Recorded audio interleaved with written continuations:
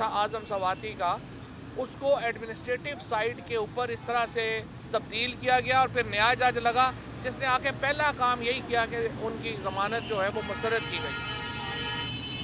और बदकिस्मती से पाकिस्तान की जो इस वक्त जुडिशल हिस्ट्री है वो रिपीट हो रही है और हम समझते हैं कि आज़म सवाती के मामले में जिस तरीके से इंसानी हकूक़ को पामाल किया गया, 45 FIR दर्ज की गई, उसके ऊपर हमें बड़ा शदीद कंसर्न है और इंशाअल्लाह इस मामले को मंतकी इंजाम तक पहुँचाना इमरान खान साहब और पाकिस्तान तहरीक इंसाफ की सीनियर लीडरशिप का कहन मानना है कि इसको मंतकी इंजाम तक पहुँचना ज़रूरी है और हम इंशाअल्लाह इस मामले पूरी प्रोटेस्ट जो है वो करेंगे। उसके बाद कल से पूरे पाकिस्तान में एक महंगाई और जो इकॉनमी का जो हशर नशर हो गया है, बिजली आ नहीं रही, गैस की शॉर्टेज है, तेल महंगा हो रहा है, किचन आइटम्स जो हैं वो आसमान के ऊपर चले गए हैं। इन तमाम मामलात के ऊपर कल से तहरीक इंसाफ मुल्क की एहतजाजी तहरीक का आगाज़ कर रही है। 3 हफ्तों तक पहले मरहले में हमारे MNAs और MPAs अपने हलकों में इन एहतजाजी तहरीकों की क़यादत करेंगे। लोग हैं उनको चाहिए कि वो बाहर निकलें, तहरीक इंसाफ की इस एहतजाजी तहरीक का हिस्सा बने। 3 हफ्तों के बाद इमरान खान इंशाअल्लाह इस तहरीक को ज्वाइन करेंगे और हम दोबारा सड़क के ऊपर होंगे और ये सिलसिला जब तक ये हुकूमत नहीं जाती इंशाअल्लाह ये सिलसिला जो है वो दोबारा जारी होगा। टेक्नोक्रेट हुकूमत की जिस तरीके से बाज़गश्त सुनाई दे रही है, तहरीक इंसाफ की लीडरशिप ने आज इसके ऊपर गौर किया है और इसको मुस्तरद किया। किसी तौर के ऊपर भी टेक्नोक्रेट हुकूमत की पाकिस्तान में गुंजाइश नहीं है और आइन के तहत नए इंतखाबात पाकिस्तान के मसाइल का वाहिद हल है। लिहाजा जो भी क्वार्टर्स पाकिस्तान के अंदर टेक्नोक्रेट गवर्नमेंट का ख्वाब देख रहे हैं, हम बता दें कि ये पाकिस्तान के अवाम को कबूल नहीं होगा। पाकिस्तान के अवाम को सिर्फ आम इंतखाबात कबूल हैं, इसके अलावा कोई और सेटअप पाकिस्तान में नहीं चल सकता। और मौजूदा हुकूमत को भी हम कहना चाहते हैं कि आप गैर आइनी मामलात में शराकतदार ना बने। बहरहाल आप सियासी जमातें हैं, आप इलेक्शंस के ऊपर जो है वो अपना फोकस करें, पाकिस्तान के अवाम के पास जाने की हिम्मत पैदा करें। जो आपका एटीट्यूड है कि आपने इलेक्शनों से भागना है, चाहे उसके लिए आपने पहले नवाज शरीफ ने इस मुल्क में मार्शल लॉ लगाने की कोशिश की, जब उसने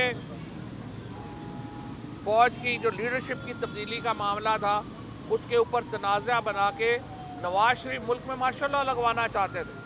सिर्फ इमरान खान के तदब्बर और तहम्मुल की वजह से ये ट्रांजिशन मुकम्मल हुई और मुल्क में मार्शल लॉ नहीं लगा। अब ये चाहते हैं कि पाकिस्तान में इलेक्शन ना हो, चाहे टेक्नोक्रेट गवर्नमेंट बन जाए। देखें, इसके ऊपर ये मुमकिन नहीं होगा। जो भी टेक्नोक्रेट्स आएंगे वो मामलात को नहीं संभाल सकेंगे और मैं एस्टेब्लिशमेंट को भी बताना चाहता हूँ कि फिर सारा जो कसूर है वो आपका निकलेगा और आपके ऊपर उसका ब्लेम आएगा। लिहाजा इस मामले के ऊपर बहुत गहरा गौर व हौज करें और पहले आइडियाज़ 7-8 महीने में जिस तरह के आइडियाज़ आए और नाकाम हुए, ये भी एक और ऐसा ही आइडिया होगा जो बुरी तरह पिट जाएगा। ऐसे आइडियाज़ ना सोचें, पाकिस्तान को लैब रैट ना बनाया जाए, हमें लेबॉर्ट्री का चूहा ना समझा जाए पाकिस्तान के अवाम को, जिसके ऊपर रोज़ नया तजर्बा करना ज़रूरी है। पाकिस्तान के अवाम को आइन में दिए गए हकूक़, आइन में दिया गया सियासी निज़ाम उनका हक़ है। फंडामेंटल राइट्स जिस तरह सस्पेंड हैं गुज़श्ता 8 महीनों से पाकिस्तान के अवाम के, वो फौरी बहाल किए जाएँ, पाकिस्तान का आइन बहाल किया जाए और इंतखाबात की तरफ बढ़ा जाए। ये हमारा आज का बुनियादी फ़लसफ़ा है और बयानिया है और इसी के ऊपर हम जो है वो समझते हैं कि वो आगे बढ़ना चाहिए। चौथा नुक्ता जिसके ऊपर आज सीनियर लीडरशिप में बात हुई है वो पंजाब में हुकूमत की तब्दीली है। देखिए, हम मेजॉरिटी पार्टी हैं इस वक्त पंजाब में। इस वक्त तहरीक इंसाफ और जो पाकिस्तान मुस्लिम लीग कायद-ए-आज़म है उसके 190 मेंबरान हैं जो कि इस वक्त पंजाब असम्बली में हैं। ये हुकूमत बनाना, इसको डिज़ोल्व करना, ये हक इस वक्त तहरीक इंसाफ को हासिल है। लिहाजा ये जो भी मामला चल रहा है जिसमें ये कोशिश हो रही है कि पंजाब में हुकूमत तब्दील की जाए, पहले गवर्नर इस साजिश का हिस्सा बने और गवर्नर ने एक गैर आइनी इक़दाम उठाया। अभी गवर्नर को पंजाब असम्बली में हाज़िर होके पेश होके अपने इक़दाम की वजाहत देनी चाहिए। उन्होंने उसके ऊपर प्रिविलेज मोशन दिया है। उसी तरीके से जो चीफ सेक्रेटरी है उनको अपनी पोजीशन जो है उसको वाज़ेह करने की ज़रूरत है। और पंजाब में जो हॉर्स ट्रेडिंग का खेल खेला गया, हम अब स्पीकर पंजाब असम्बली को ये कहने जा रहे हैं कि आसफ जरदारी, नासर अली शाह और शर्जील मेमन के दौरा पंजाब की जो तफसीलात हैं वो इलेक्शन कमीशन से शेयर की जाए। ये क्या मामला है कि जब भी मंडी लगती है जरदारी साहब बोरियां भर के सिंध से पंजाब में आ बैठते हैं।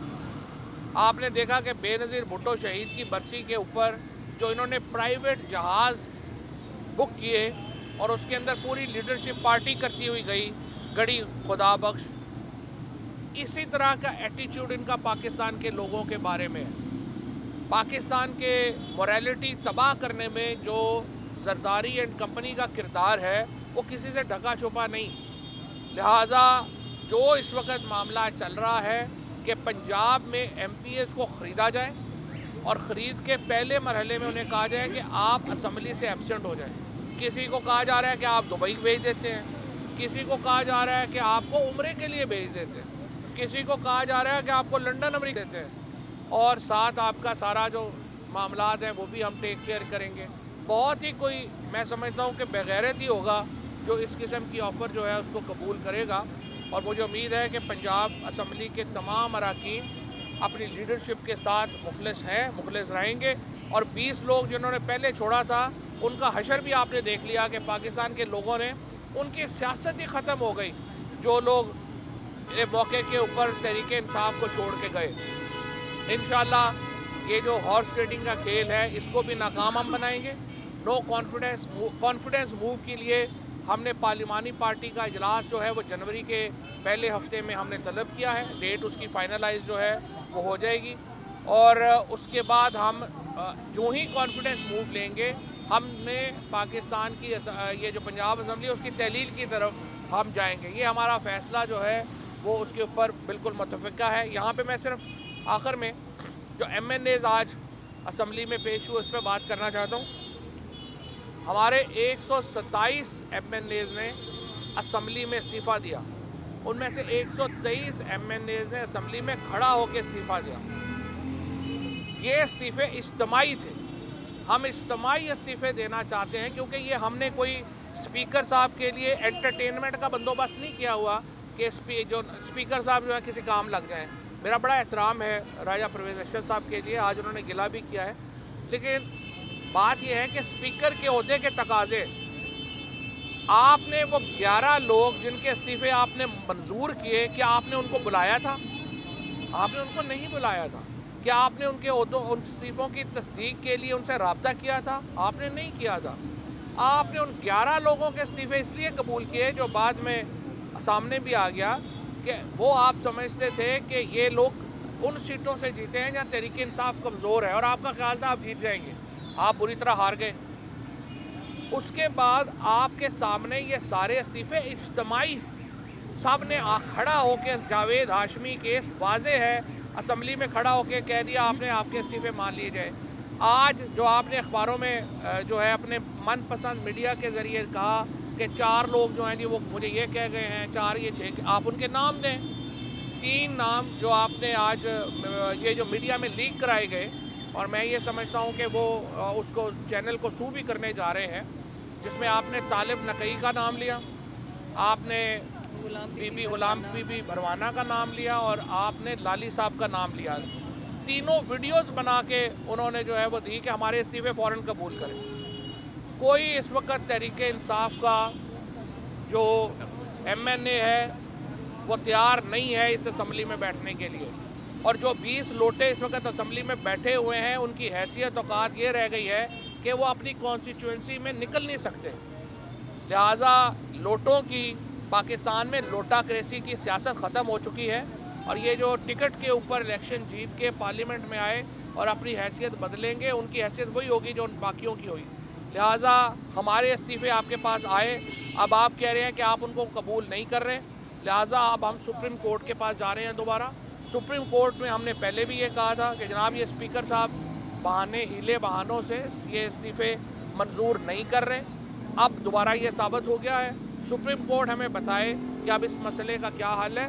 इस्तीफ़े इज्तिमाई ही होंगे, क्योंकि ये इज्तिमाई फ़ैसला है, इंडिविजुअल फ़ैसला नहीं है। बहुत शुक्रिया। अच्छा, आप दोबारा सड़क पर जा रहे हैं, इमरान खान 3 माह बाद दोबारा ज्वाइन करेंगे, क्या ये लॉन्ग मार्च की कोई शक्ल होगी दोबारा कि शहर शहर जलसी होगी? नहीं, ये शहर शहर इसमें ये तहरीक जो है वो शुरू होगी, शहर शहर ये तहरीक चलेगी, और इमरान खान इंशाल्लाह 3 हफ्तों बाद फिर अगली हुकूमत अमली हम देंगे 3 हफ्तों बाद। और देखिए, मैंने आपको पहले बताया है, ये जो एक टेक्नोक्रेटिक गवर्नमेंट की शक्ल में एक फॉरेन पोजेशन हमारे ऊपर गैर मुल्की कब्जे की कोशिश हो रही है, ये हम नहीं होने देंगे। तो सर ये फरमाएगा कि क्या पार्लिमानी पार्टी का जो इजलास है वो भी आप करने जा रहे हैं पंजाब की, क्या इत्तेमाद का वोट जो फैसला है 11 का उससे पहले लेने का इरादा किया है या बाद में लेंगे? नहीं, कोशिश यही है कि वो उससे पहले हो जाए, ताकि 11 तारीख को जब हम जाएँ वहाँ पे तो इत्तेमाद का वोट हम ले सकें।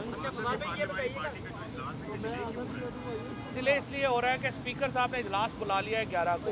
हम चाहते हैं पार्लिमानी पार्टी में और जो इजलास बुलाया हुआ है उसमें ज़्यादा फासला ना हो। अच्छा, इत्तेमाद का वोट आपने लेना है, तो अरकान को जो मौजूदगी है उसको यकीनी बनाने के हवाले से हिकमत अमली पर आपने तय किया है? इस तरह अरकान, सारे अरकान खुद आएंगे, उनकी अपनी जिम्मेदारी है। अरकान जो मेहमान पार्टी के लोग यहाँ पर बैठे थे, सरदारी साहब यहाँ जहाज भर के लेके जाते रहे, सुनने में आया कि 5 से 8 अरकान आपके साथ राब्ते में नहीं, आपकी पार्टी से क्या है पंजाब में?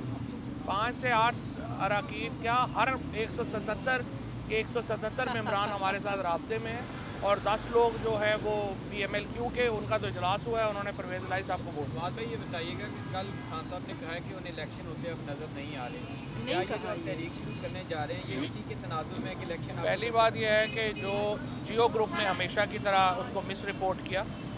खान साहब ने कभी ये नहीं कहा कि उन्हें इलेक्शन नज़र नहीं आ रहे। ये जो हमारी इकनॉमिक टीम है, जो हमाद अजहर साहब साथ भी खड़े भी हैं, इन तमाम लोगों का ख्याल है कि अगला मेल्ट डाउन हमारा होने वाला है 15 से 20 दिनों में। अब इमरान खान ने ये कहा कि ये हुकूमत इलेक्शन नहीं करवाना चाहती, क्योंकि आपने इस्लामाबाद के इलेक्शन देखे ये किस तरह भागे, हैदराबाद और कराची के इलेक्शन 4 दफ़ा जो है ये जो डिले कर चुके हैं, अब भी डिले करना चाहते हैं। उन्होंने कहा ये हुकूमत इलेक्शन नहीं कराना चाहती, लेकिन इलेक्शन मार्च अप्रैल में ही होंगे। की जो मुस्बत असासे थे वो आज बहाल कर दिए गए हैं, और नैब की जानब से जो हुक्म दिया गया है लोड इंतजामिया को, इस पर आप क्या कहेंगे? मैं इसहाक डार साहब को मुबारकबाद देना चाहता हूँ। जिस कदर मैं समझता हूँ एक कानूनी जंग उन्होंने जीती है, उसके ऊपर हर पाकिस्तानी शर्मिंदा है। जिस कानूनी जंग के नतीजे में उनके असासे बहाल हुए हैं, इसहाक डार की कामयाबी पाकिस्तान की नाकामी है, शरीफ फैमिली की कामयाबी पाकिस्तान की कौम की नाकामी है, जरदारी की कामयाबी पाकिस्तान की कौम की नाकामी है।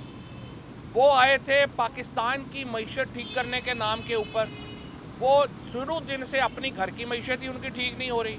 कभी हम सुनते हैं कि फ़लाने के इतने अरब रुपए माफ़ हो गए, उतने अरब माफ़ हो गए। इसीलिए पाकिस्तान की अदालत का कोई भरम नहीं रह गया, जो पाकिस्तान का निज़ाम इंसाफ है उसका कोई भरम नहीं रह गया, और लोग असल में शर्मिंदा हैं जो कुछ हो रहा है। सबसे बड़े चैनल बोल न्यूज के एंकर मखदूम शहाबुद्दीन के प्रोग्राम अब बात होगी ने रेटिंग के तमाम रिकॉर्ड्स तोड़ दिए। मैं हूं मखदूम शहाबुद्दीन और आप देख रहे हैं अब बात होगी। 46% नाज़रीन ने बोल न्यूज को देखा, सोशल मीडिया पर भी सबने ज्यादा देखा। सब्सक्राइब करें और बेल दबाएं ताकि कोई खबर रह न जाए।